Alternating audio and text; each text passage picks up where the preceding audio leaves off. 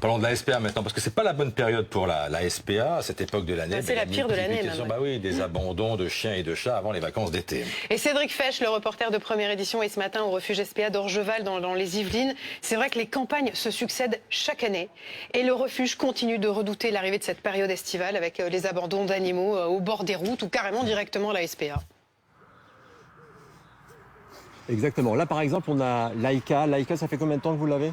Laïka, ça fait une petite semaine qu'elle est chez nous. Donc, typiquement, là, c'est louche, ça sent l'abandon avant les vacances, c'est ça? Ça va pas tarder d'être les vacances. Et puis, c'est une personne qui avait déjà l'animal depuis un moment, donc on se pose forcément des questions. Ouais. Bon, c'était quoi la solution pour cette personne, plutôt que de l'abandonner chez vous, alors? La solution, c'était de discuter avec ses proches, avec ses amis, avec ses voisins pour qu'ils puissent venir la garder ou la prendre chez eux, ou faire appel à un ou une professionnelle. Ouais, mais ça coûte cher, ça, très vite, une garderie, par exemple. Non, pas forcément. Ça dépend de si on amène des croquettes, ça dépend des personnes, mais il y a des solutions qui sont tout à fait abordables. Hein. Bon. Et donc là, Laïka, elle est disponible à l'adoption. Voilà, merci Victor. Et puis je voulais vous dire un mot, parce que c'était ma dernière intervention sur BFM TV. Je voulais vous dire à quel point ça avait vraiment été un honneur pour moi de faire partie de cette chaîne.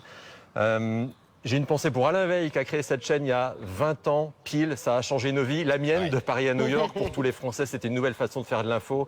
J'ai une pensée bien sûr aussi pour les différents patrons de rédac que j'ai eus, qui étaient tous travailleurs, créatifs, qui décidaient, qui assumaient.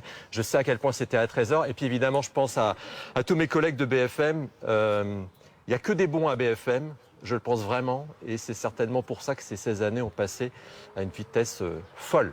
Et moi, je te remercie aussi, Cédric, pour cet enthousiasme jamais démenti, ce sourire permanent. Voilà, toujours partant pour aller au bout du monde ou à l'autre bout de la France pour nous raconter évidemment ce que vous voyez tous les matins dans Première Édition.